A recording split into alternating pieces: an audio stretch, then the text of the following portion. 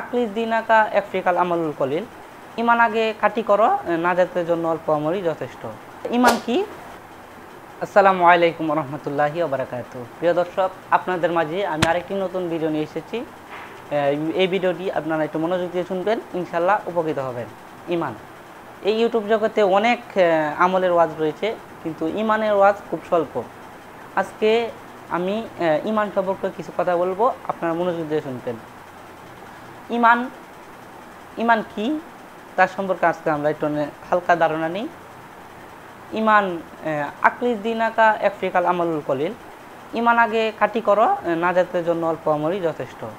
এখন নাজাতের জন্য অল্প আমলই যথেষ্ট, আমাদের ইমান কাটি করতে হবে। তা ইমান কি? ইমান হলো ইমান সম্পর্কে বুখারী শরীফের সিয়াসিত্তার অন্যতম একটি কিতাব, 6টি কিতাবের অন্যতম একটি কিতাব বুখারী শরীফ, সহিহ বুখারী। এই সহিহ বুখারীর 6 পৃষ্ঠায় একখানা বাব রয়েছে, অধ্যায় রয়েছে, বাবু হুব্বে রাসূল মিনাল ইমান। নবীজিকে মোহাব্বত করা, নবীজিকে ভালোবাসার নামই হলো ইমান। এখন অনেকে আছে যারা নবীজিকে ভালোবাসে না, নবীজিকে মানে মাটির মানুষ বলে, নবীজি সম্মান ছোটো করে, তারা ইমানদার না। এই বাপ তারা এই হাদিস দ্বারা আমরা স্পষ্ট প্রমাণ পাই যে তারা ইমানদার না। কারণ নবীজিকে ভালোবাসার নাম ইমান। যারা নবীজিকে ভালোবাসে না, যারা মহব্বত করে না, তারা ইমানদার না। এখন অনেকেই আছে নবীজিকে মহব্বত করে কিন্তু নবীজি সম্মান ছোটো করে। এর জন্য এর পরিপৃষ্ঠায় মানে সহিহ বুখারীর 7 পৃষ্ঠায় একটা হাদিস আছে যে নবীজিকে কতটুকু ভালোবাসতে হবে, এর মাপ কেটে দিয়েছি, মানে কতটুকু ভালোবাসতে হবে। এটি আনাস রাদিয়াল্লাহু তাআলা আনহু থেকে বর্ণিত। হাদিসটি হলো আনাস রাদিয়াল্লাহু তাআলা আনহু ক্বালা ক্বালা রাসূলুল্লাহ সাল্লাল্লাহু আলাইহি ওয়াসাল্লাম লা ইউমিনু আহাদুকুম হাত্তা আকুনা আহাব্বা ইলাইহি মিন ওয়ালিদিহি ওয়া ওয়ালাদিহি ওয়ান নাসি আজমাইন।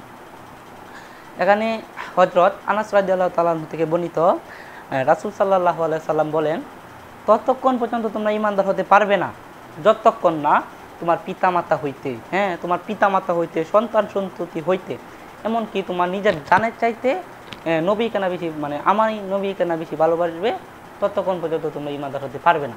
এই হাদিস দ্বারা আমরা বুঝতে পারলাম যে নবীজিকে ভালোবাসতে হবে নিজের পিতামাতা হইতে, সন্তান সন্ততি হইতে, এমনকি নিজের জানের চাইতেও নবীজিকে ভালোবাসতে হবে। যদি কেউ নবীজিকে তার নিজের জানের চাইতে বেশি ভালো না বাসে, সে ইমানদার না। এই হাদিস দ্বারা আমরা বুঝতে পারলাম যে নবীজিকে ভালোবাসার নামই হলো ইমান।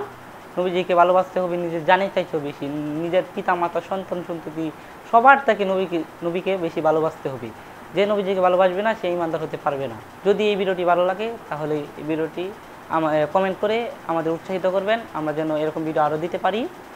আজকের জন্য বিদায় নিচ্ছি। ওয়াকির দাওয়ানা আলহামদুলিল্লাহি রাব্বিল আলামিন। আসসালামু আলাইকুম।